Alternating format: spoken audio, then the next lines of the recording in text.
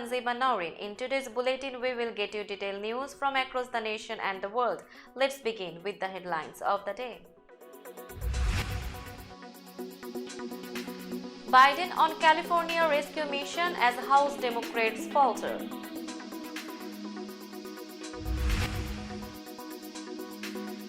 Biden trying to save incumbent Democrats in campaign sprint.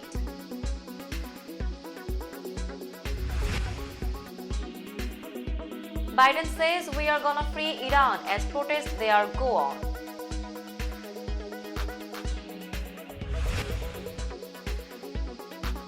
Harris-Clinton campaign for Hochul in New York governor's race.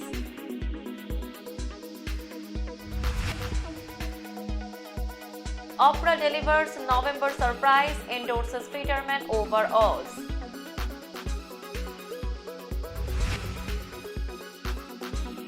US agency softens opioid prescribing guidelines for doctors.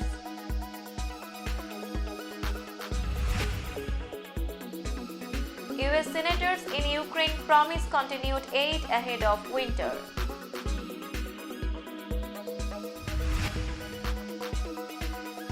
Musk boosts surge in misinformation about Pelosi attack.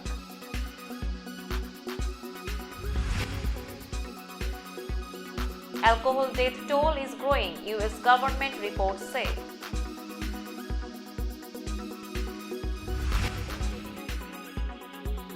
Netanyahu said to return to power in Israel after PM concedes.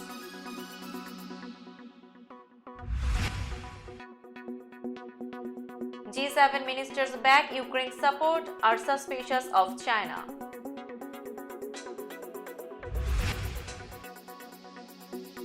US South Korea warned Pyongyang against nuclear weapons use.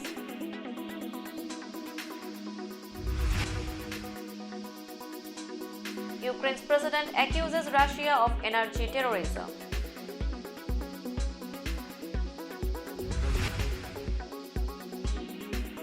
Hundreds of elephants, zebras die as Kenya weathers drought.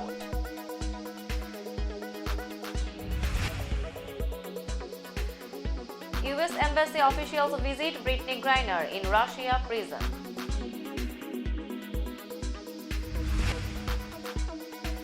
And Astros head home to Houston leading Phils 3-2 in World Series.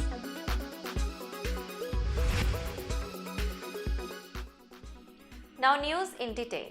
In an urgent plea as his party faces the potential loss of House and Senate control, President Joe Biden asked voters Thursday to go to the polls to support Democratic candidates, warning that a Republican Congress would reshape America by cutting back on health care and threatening abortion rights and retirement security.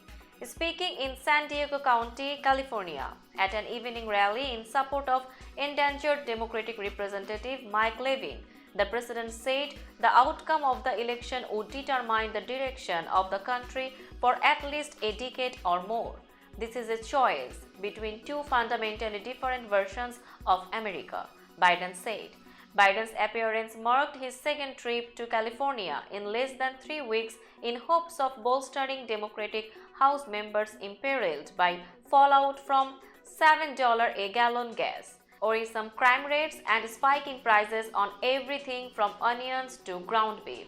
The president's return to heavily Democratic California in the run-up to Election Day speaks to the looming threat for his party in a turbulent midterm election year when Republicans appear poised to take control of the House, a grim prospect for Biden heading into the second half of his term. President Joe Biden took off on a personal final day's campaign sprint Thursday that reflects the Democrats' major concerns before next week's midterm elections, appealing to New Mexico voters to defeat reckless and irresponsible Republicans and re-elect Democratic New Mexico Governor Michelle Lujan Grisham. New Mexico is normally safe Democratic territory, but Lujan Grisham is facing a determined challenge from her Republican opponent, former television meteorologist Mark Ronchetti. At a rally headlined by the president, she warned that Democrats in the state are a little behind, but assured supporters we catch up fast. In fact, the headwinds facing Lujan Grisham are indicative of the difficulties for Democrats in many parts of the country as Biden set off on a multi-state campaign swing largely focused on shoring up support in usual party strongholds. Remember, this is not a referendum, this is a choice, he said, pointing to the stakes next Tuesday. Biden said Republicans would follow through on proposals to slice health care and retirement benefits if they win control of Congress. President Joe Biden on Thursday told supporters, "We are gonna free Iran," after audience members appeared to call on him to address the ongoing protests that have spread through that country in the aftermath of the death of a young woman in the custody of its security forces. "Don't worry, we are gonna free Iran," Biden said in an aside during a campaign rally for Democratic Representative Mike Levin. He added, "They are gonna free themselves pretty soon." Biden made the comments as supporters in the crowd held up cell phones displaying the message, "Free Iran." The Biden administration has faced growing criticism from Iranian American activists who are calling on the White House to abandon its efforts to resurrect the Iran nuclear deal because of the protests. The administration announced sanctions last month against Iranian officials for the brutal treatment of demonstrators following the September death of Mahsa Amini after her arrest by Iran's morality police. Vice President Kamala Harris and former Secretary of State Hillary Clinton hit the campaign trail in New York City on Thursday night for Governor Kathy Hochul, a Democrat facing an unexpectedly competitive election. That Democrats are playing defense and scrambling to shore up an incumbent even in a blue state like New York is a drastic marker of the party's growing fears that next week's midterm elections may deliver a wave of Republican victories around the country. New York has more than twice as many registered Democrats than Republicans and has not voted for a Republican governor since George Pataki won a third term in 2002. But Democrats are facing national headwinds in this year's midterm elections as the party in power, which typically bears the brunt of voter frustrations. This year, those frustrations include stubborn inflation and the shaky economy. But in New York, Republican U.S. Representative Lee Zeldin has channeled fears over rising crime to open up a potential path to victory. To boost voter turnout and generate enthusiasm, Thursday's event at the all-female Barnard College was billed as a women's rally and focused heavily on the history Hochul could make next week if she wins, becoming the first woman to be elected New York governor. Hochul became the first woman to serve as the state's governor in August 2021, when she took over after Andrew Cuomo resigned amid sexual harassment allegations. TV icon Oprah Winfrey on Thursday endorsed Democrat John Fetterman in Pennsylvania's hotly contested Senate race and rejected Republican Dr. Mehmet Oz, whom she had helped launch to stardom nearly 2 decades ago, when she brought him on her popular daytime talk show as a regular guest. Until now, Winfrey had said she would leave the election to Pennsylvanians, but she changed that position in an online discussion on voting in next Tuesday's election. "I said it was up to the citizens of Pennsylvania and of course, but I will tell you all this, if I lived in Pennsylvania, I would have already cast my vote for John Fetterman for many reasons," Winfrey said before going on to urge listeners to vote for Democrats running for governor and Senate in various states. The Pennsylvania seat has for months been seen as the most likely pickup opportunity for Democrats in the evenly divided Senate. Polls show a close race between Fetterman and Oz, a celebrity heart surgeon who is endorsed by former President Donald Trump. In a sign of how high the stakes are, Trump will return to Pennsylvania on Saturday to campaign for Oz, while President Joe Biden and former President Barack Obama will campaign for Fetterman that same day. The nation's top public health agency on Thursday softened its guidelines for U.S. doctors prescribing Oxycontin and other opioid painkillers. The Center for Disease Control and Prevention new recommendations are an update to 2016 guidelines that added momentum to a decline in opioid painkiller prescriptions. Opioids painkillers can be addictive, even when used under doctor's orders, and were identified as a big reason for a rise in US drug overdoses that began more than 2 decades ago. Other drugs have overtaken them in overdose statistics, and illicit fentanyl is now the biggest driver of deaths. The previous guidance succeeded in reducing inappropriate and dangerous prescribing, some experts say, but they also were seen as a barrier to care, with some pharmacists refusing to fill prescriptions as doctors wrote them. The new guidelines are designed to ensure that patients get compassionate and safe pain care, CDC officials said. 2 US senators met with families in Ukraine's capital Thursday and promised continued humanitarian support for the war-torn country as winter nears. Democrat Chris Coons of Delaware and Republican Rob Portman of Ohio emphasized their commitment to the people of Ukraine while visiting a distribution center in Kiev and speaking to families bracing for a dark, cold season with inadequate heating and electricity. Ukrainian authorities say Russian strikes on energy infrastructure have knocked out 40% of the country's energy system, cutting off power for tens of thousands of people. Although crews make repairs as quickly as possible, it's not certain they will be able to keep up with the damage. Within hours of the attack on Paul Pelosi, conspiracy theories deflecting blame for the assault on the husband of US Speaker Nancy Pelosi were already swirling online.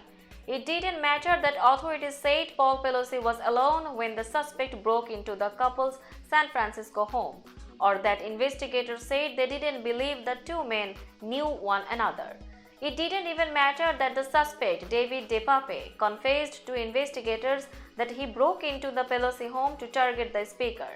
Misleading claims about the assault spread rapidly anyway, and not just thanks to trolls in obscure internet chat rooms. The claims received a major boost from some prominent Republicans and Elon Musk, now the owner of Twitter, one of the world's leading online platforms. On Monday, posts falsely suggesting a personal relationship between Pelosi and the alleged assailant soared on Twitter, a day after Musk tweeted and deleted a link to an article suggesting one. Musk hasn't said why he linked to the article or why he deleted his post, which came in response to a tweet from Hillary Clinton that condemned the attack. The rate of deaths that can be directly attributed to alcohol rose nearly 30% in the US during the first year of the COVID-19 pandemic, according to new government data. The Centers for Disease Control and Prevention had already said the overall number of such deaths rose in 2020 and 2021. Two reports from the CDC this week provided further details on which groups have the highest death rates and which states are seeing the largest numbers. Alcohol is often overlooked as a public health problem, said Marissa Esser, who leads the CDC's alcohol program. But it is a leading preventable cause of death. A report released Friday focused on more than a dozen kinds of alcohol-induced deaths that were wholly blamed on drinking. Examples include alcohol-caused liver or pancreas failure, alcohol poisoning, withdrawal, and certain other diseases. There were more than 52,000 such deaths last year, up from 39,000 in 2019. The rate of such deaths had been increasing in the 2 decades before the pandemic by 7% or less each year. This is Abdul Ali with Millennium 24 News. Hickory police are investigating a shooting into a family home of a North Carolina congressional candidate. According to the police report, the shooting happened sometime between October 16th and 18th at a home belonging to Pat Harrigan. Police said a shot was fired into the laundry room, and while no one was injured, Harrigan, who's running to represent North Carolina 14th Congressional District, did send a statement out in response. In the statement, Harrigan said he's focused on fixing the economy, lowering prices, and keeping the streets safe, and it'll take more than a bullet and death threats to knock his Green Beret off that mission. Harrigan's statement said in part, "It's not clear if Harrigan or the house was the intended targets, and no suspects have yet been identified." In Rowan County, Douglas Reed Lynn, the former fire chief and town manager for the town of Landis, pled guilty to charges of embezzlement on Thursday in Rowan County Superior Court. He was ordered to serve between 44 and 65 months in prison and pay over $1 million in restitution to the town of Landis. According to prosecutor Whitney Schaefer of the Conference of District Attorneys, as an administrator with the town between 2010 and 2019, Lynn had access to the third-party payroll system in which he used to pay himself $500,000 more than he was entitled to in any of the positions in which he served. Not only was he charged with the embezzlement, they accused him of using the town garage for repairs to his personal vehicles and improper use of the town's credit card to pay for liquor, trips, lodging, and entertainment. He was able to shield the theft by concealing the money in the town budget under the categories of lighting, electricity, and water. And with the problems being discovered in an audit in 2019, former town official Ginger Gibson and Andrew Morgan also face embezzlement and conspiracy charges. No court date has been set yet for Gibson and Morgan. Donna Steele, former CEO of Tigra, was sentenced to more than 8 years in prison on Thursday. Steele appeared in front of a federal judge in Charlotte to learn of her sentencing. Prosecutors had originally asked for 70 to 87 months of prison time. Steele pled guilty to wire fraud embezzlement scheme that involved Tigra, the Hickory-based company. She pled guilty to embezzling more than $15 million over 7 years, using the money to pay for her lavish lifestyle. Court documents show that over $500,000 of jewelry was turned in to the federal government. Now it's time for global updates. Former Prime Minister Benjamin Netanyahu on Thursday appeared set to return to power as head of Israel's most right-wing government ever after winning this week's national election, with the current caretaker Prime Minister conceding defeat. Final results showed Netanyahu's Likud party and its ultra-nationalist and religious partners capturing a solid majority in Israel's Knesset, or parliament. The strong showing promised to end the political gridlock that has paralyzed Israel for the past 3.5 years. But the planned agenda of the new government expected to take office, including an overhaul of the country's legal system and a tough line against the Palestinians, promises to further polarize a deeply divided nation and risks antagonizing Israel's closest allies abroad. Israel on Tuesday held its fifth election since 2019 in a race, like the previous four, that was widely seen as a referendum on Netanyahu's fitness to rule as he faces corruption charges. While the previous races ended in deadlock, Netanyahu managed a disciplined campaign that gave him the edge over a divided and disorganized opposition. Top diplomats from the world's major industrialized democracies on Friday rallied support for Ukraine in its resistance to Russia's invasion and coalesced around suspicion of China's increasing assertiveness amid a panoply of global crises.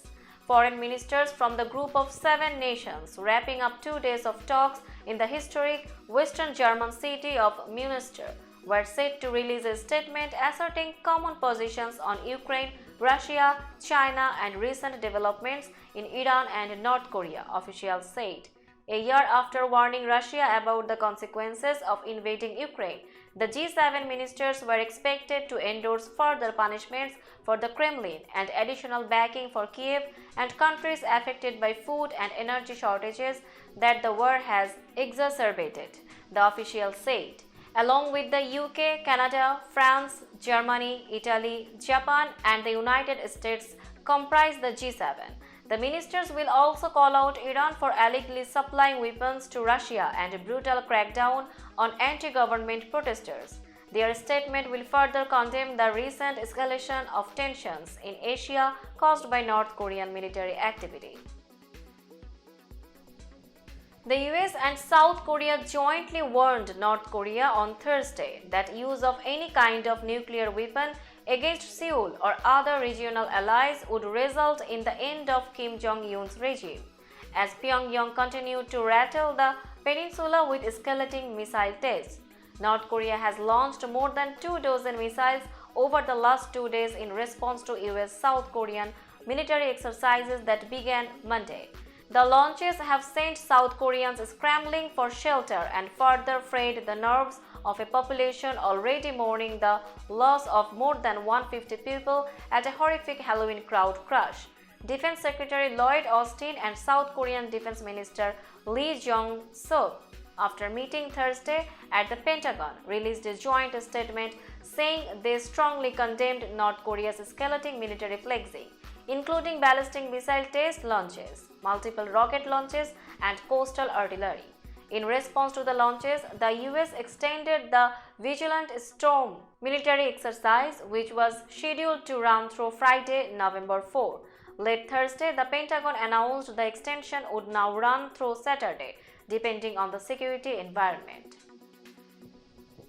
Ukrainian President Vladimir Zelensky has accused Russia of engaging in energy terrorism after Russian strikes on Ukraine's energy network left millions of residents without power. About 4.5 million people were without electricity across the country, Zelensky said in his nightly address Thursday. Kiev Mayor Vitaly Klitschko said 450,000 apartments in the capital alone did not have electricity on Friday. I appeal to all residents of the capital, save electricity as much as possible, because the situation remains difficult, the mayor wrote on Telegram. State-owned grid operator Ukrenergo reported on Friday that emergency blackouts would take place across Kiev. Russia has repeatedly carried out missile and drone attacks on Ukrainian power facilities, particularly in recent weeks. In his address, Zelensky described the targeting of energy infrastructure as a sign of weakness. Hundreds of animals, including elephants and endangered Grevy's zebras, have died in Kenyan wildlife reserves during East Africa's worst drought in decades, according to a report released Friday. The Kenya Wildlife Service and other bodies counted the deaths of 205 elephants, 512 wild beasts, 381 common zebras, 51 buffaloes, 49 Grevy's zebras, and 12 giraffes in the past 9 months, the report states. Parts of Kenya have experienced 4 consecutive seasons with inadequate rain in the past 2 years, with dire effects for people and animals, including livestock. The worst affected areas include some of Kenya's most visited, including the Amboseli, Tsavo, and Laikipia Samburu ecosystems, according to the report's authors. They called for an urgent aerial census of wildlife in Amboseli to get a broader view of the drought's impact on wild animals there. Other experts have recommended the immediate provision of water and salt licks in impacted regions.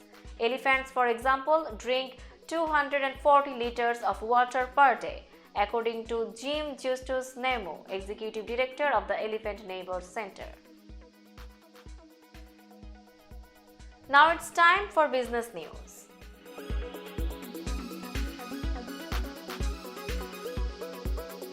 Today's New York stock close price is 14,702.77. The NYSE composite is increased by 247.10 points or 1.71%.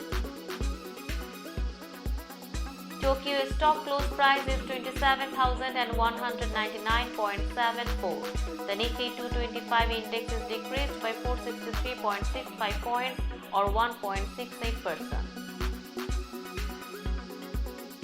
Shanghai stock close price is 3,070.7964. The Shanghai Composite Index is increased by 72.99 points or 2.43%. Hong Kong stock close price is 16,161.14. The Hang Seng Index is increased by 821.65 points or 5.36%. Bombay stock close price is 60,950.36. The Sensex Index is increased by 113.95 points or 0.19%. Now a look of today's sports stories.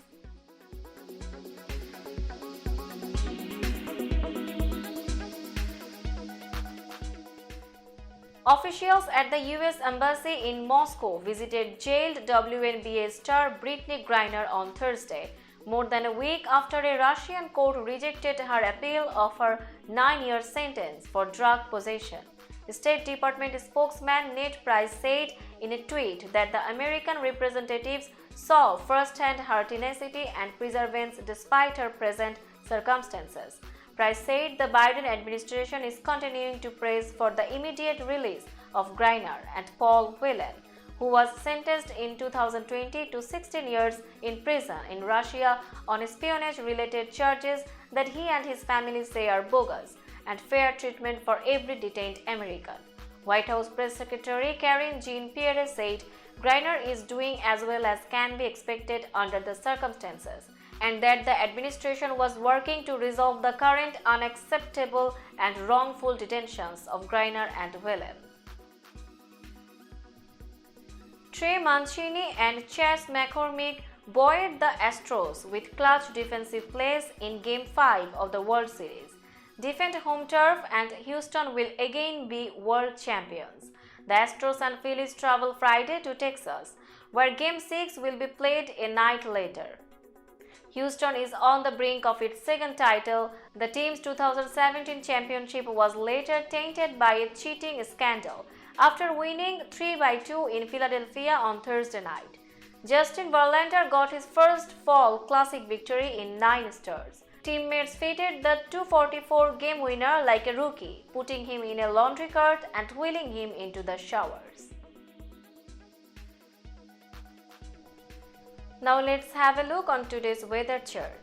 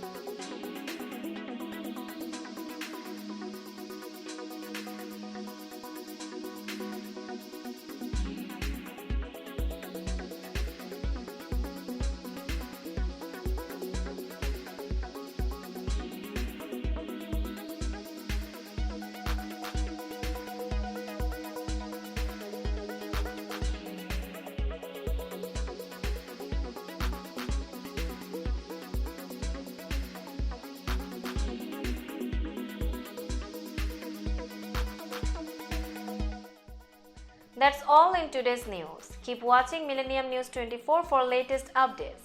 Millennium TV USA and Millennium News 24 network is transmitted and available to be watched free for all at TVs such as Sony, Samsung, LG, Roku TV, Amazon TV and Apple TV. And also in all European countries and Australia available with the Sky Network, Worldwide Jago TV, Radiant IPTV, Worldwide Jago BD Network and Horizon Satellite globally. Stay connected with us for all types of informative and entertainment program. Thank you.